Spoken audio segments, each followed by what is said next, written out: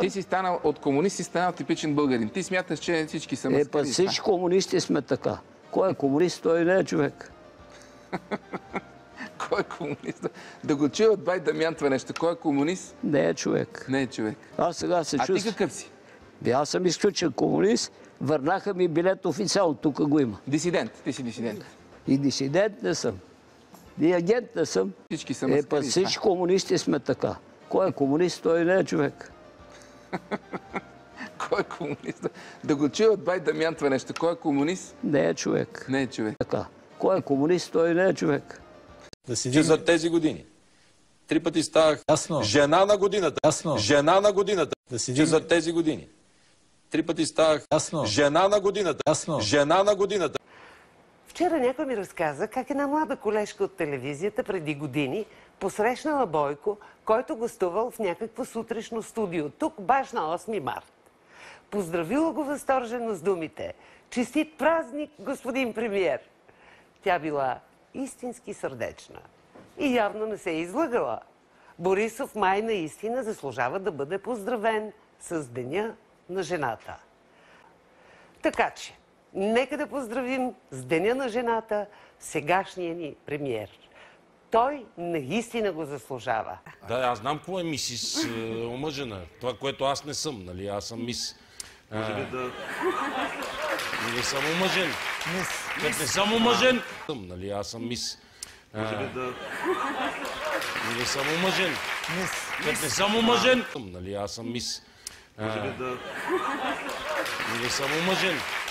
Като не съм омъжен... Защо трябва на човек да става епископ, при условие, че във Българската православна църква ти нямаш реално, кой знае какво да управляваш, както цялата Българска православна църква не се управлява нито от патриарха, нито от Светия Синод. А от кого се управлява тогава? И Софийска патриаршия и изобщо църквата в България? От една система, която е структурирана твърде от отдавна, в миналото, и тази система може привидно да е разрушена, но хората, които са и били начело, все още ги има, и хората, които са в Българската православна църква, също още ги има от това време. И коя система? На държавна сигурност? Не, на Българската комунистическа партия.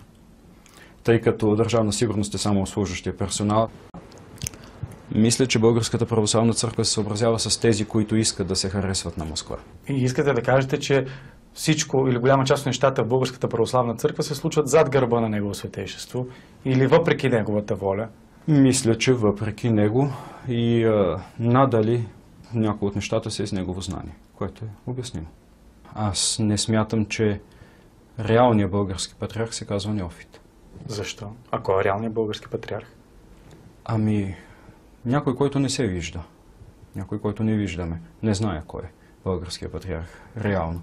Но, за съжаление, на патриарх Неофит от 24 февруари 2013 година, деня на негови избор, не му се даде възможност да бъде друг патриарх, освен номинален. Аз съм категоричен в това, че патриарх Неофит не е болен.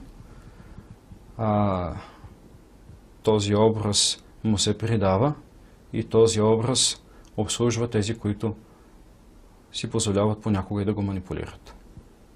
Кой го манипулира? Кои са тези хора? Не мисля, че са един и двама, и да тръгнем да говорим конкретно, може би ще трябва да отговаряме вече далеч повече от това. Все пак, когато си на чело на Българската православна църква, не можеш да го играеш болен. Хайде. Сигурни ли сте, че не може? Казвате, че службите и партията са избрали и вие, и други хора да получат парите или големите кредити да започнат бизнес. И днес ли службите управляват България? Че те винаги си управляват всяка една държава. Службите са тези, които държат информацията, имат средства за влияние, за контрол и така нататък, за въздействие върху определени лица. Няма как службите... Нищо не се е променило, казвате. Ами това е естеството на работа. Въпросът е какъв е общественият контрол над службите, защото преди, ако е било абсолютно безконтролно или само от ЦК на БКП се е контролирала държавна сигурност, сега трябва просто да има граждански контрол над службите, повече натиск. Аз след дълги години отсъствие на много хиляди километри от България, в Куба бях. В Куба дълги години. Какво правиш там? Работех. Като какъв? Преводач от испански. До 90-та година съм служител на Министерството на народната отбрана. Прибирам се в България и вече започвам бизнес.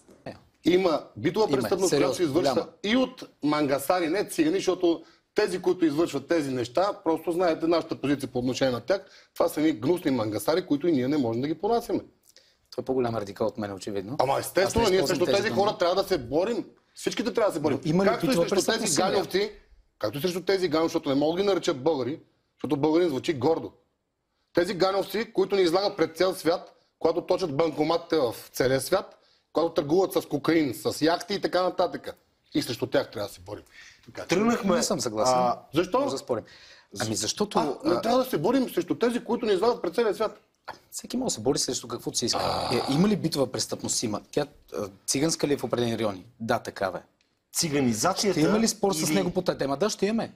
Циганизацията или обезлюдяването е по-страшното нещо в България? 8 човека на час. Води до обезлюдяване. Така, завъртяхме гуми в началото. Циганизацията води до обезлюдяване, безспорен факт. Добре, как ще води циганизацията? Тая държава по едно време имаше циганин премиер, а ВМРО беха в коалиция с него. Тогава не съм видял нищо да кажа срещу циганизацията. Нищо не съм видял. Това звучи лицемерно. Защо? Моля? Тоест, обвинява господин Джамбазки в лицемерие. Не, аз излагам факти. Кой циганин на премиер? Моля? Кой циганин на премиер? Иван Йорданов Костов, който винаги съм казал, защо не тръгне да ме съди този човек, че не е циганин и да в съда да си докажем обратното. Той ви вкара в затвора. Циганска кръв, моля? Той ви вкара и в затвора. Ако не се лъжи, за някакво куче се съдихте. Да, но то беше скъпо куче. Добре, ама Спорен факт е, че го гониха по политическа линия. Аз не познавам затворник, който да каже, че е виновен. Аз съм виновен. Большинството от хората, които имат домашни животни, са им толкова скъпи членове на семейството им, буквално ще ме разберат и ще кажат, да бе, открадени ми някой кучето, съм готов да го убия. Не е така, не е правилно. Не постъпих правилно. Не трябваше да го убия този човек. За това, че ми е откраднал кучето и след това го е продал. Но за едно куче 6 години малко. Ти го преби така ли или го пребиха? Не, те даже беше установено, че не беше установено дали е бит. Мисля, че ставаш дума за няколко шамара, но няма значение. Не е било правилно. Това ли е твоята стратегия? Твоето си е твое и го отстояваш с бой, с какво трябва? Няма стратегия. Това са били на тези години и такива бяха времената, когато нямаше държава. Буквално. Много хора бяха обирани, много хора бяха рекетирани. Аз не исках да бъда един от тях. Законите на джунглата. А това бяха законите в държавата, ако не се лъжи. Не беше ли така? Ако бях клекнал на тогавашния премиер... Имаше вариант да излезеш сух. Можех. Те търсиха съвсем други неща. Търсиха някакви милиони, някакви други истории и вече като не остана за какво да се хванат, се оказа кучето. Смятах, че тъй като имам достатъчно много пари и достатъчно много силен авторитет и армия зад гърба си, и че не може... Какво ще ми направи министър-председател, при условие, че аз не съм виновен, примерно, толкова много. Не е верно. И най-силната групировка не може да се бори с най-слабата държава. В България всяко право си има изключение. Ти изключение? Аз не бях този. Аз не бях изключението. Днес буря ли те чака? В настоящата ситуация, слава Богу, вече нямаме премиер като Иван Костов в България, така че всеки сам може да си пише съдбата си. И не е нужно да плащам цена голяма. Примерно 34% от завод, който е оценен на 212 милиона долара. С прав текст ли това ти беше поискано? Беше ми казано, там с ония човек. Вижте го този човек. Виждам го, с него ще си поговорите. Този човек тогава, по това време беше банкер, след това стана министър. Кой? Без имена. И човека казва, 34% от завода, от КОЦМ Гара Искър и ти го върза... нещата се оправят, моля? Ти го върза директно с Костов това нещо. Защо? Бях достатъчно красноречив и казах предостатъчно по този казус. Аз в парламента влезох като депутат с... една от целите ми беше да спрат да ми искат подкупи депутатите. Аз имам през това време успешен бизнес, заводи, фабрики, бензиностанции. Върви ми бизнеса и беше ми дошло от тук наистина да ми искат подкупи. И аз казвам, като стана депутат, ще спрат да ми искат вече подкаст. Те продължих. Ти даваш ли? И аз казвам, чакайте, аз съм вече колега. И те казват, да, ама си още новобранец, първи мандат си. Малък си още. Малък си още. Колко най-много си давал? Кое? Колко най-много Кой си? казва, че съм дал? За да влезеш. Аз ако бях дал, нямаше да влезна в затвора. Има си една държавна река и само няколко човека си седат на нея и това е. И то, независимо кой премиер ще бъде на власт. Така че България всичко е нестандартно. Казват, да, имал си пари. Имал си пари към този момент, официално. От търговия с горива, от строително-монтажни дейности. Има две много силни строителни фирми. Много силна строителна дейност развивах. Първата фабрика за бутилирана минерална вода съм направил аз в България. Обаче казват, как ще ни докажеш, че от година за година си останали тези пари. Нали си плащам данъците, бе? Щом съм си платил данъците, тези пари са си мои и са си законни. Слаб 2 за общински съветник от Пловдив на матурата по български език. Необразованият управник се срещна с Мария Цънцарова и Иван Филчев. Учтивата форма да упражним. Да, как трябва да стане? Доктор Иванова. Доктор Иванова, бихте ли ми записали? Час за преглед. Утре знам, че сте много... Ангажиран. Тя е жена, как ще е ангажирана? Чакай. Ангажирана? Пловдив. Европейската столица на културата 2019. Столипиново. Квартал в сърцето на града.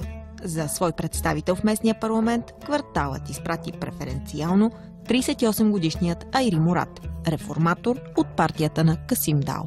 Ние сме си реформатори, макар че сме от турска партия. Нали? От турска партия ли сте? Турска, ама не турска, по-точно, нали? Турци повече така. Общинският съветник се прочу с резултатите си на матурите. Мурат завършил преди няколко години вечерно училище, но не си взел финалните изпити. Образован български политик, който има 2,63 оценка на матурата. Значи, искам да кажа, че не са подготвили както трябва. По философия колко имате? Аз четох, че е малко над 3. Да, малко над 3. Да. Се гордеете, че сте гордея, защото е философия. Не ви е неудобно от неграмотността? Не. Защото аз съм упорит човек и ще се науча. В Столипиново не е проблем, ако не се оправиш с български език. 100 на 90% се говори на турски език. Значи тук си е малка Турция. Да кажем така. А помежду ви говорите ли си, че малката Турция може да стане по-голяма, се разрасне? Тук раждаемостта е много голяма. Значи, ако сме сега в момента 70 000 души, аз така мисля, че след 2-3 години ще бъдем 80 000 души. Съпругата на Айри Мурат покрила главата си преди 2 години. 28 годишна съм. Да работя. Аз не давам. Жената е за вкъщи, като домакина. Като рубиня. Рубиня, не може да се каже рубиня. Казвате, че повече хора сега приемат. И повече приемат. Ислам така си. Има едно време, когато носи само дънки. Фъръш дънките, носи само рокля. Това е само момента, ислам е мода. В Столипиново е мода, в България е мода, в целия свят е мода. Заради религията, Айри Мурат и съпругата му не планират почивка и плаж. Цяло лято съветникът ще учи за поправките на есен.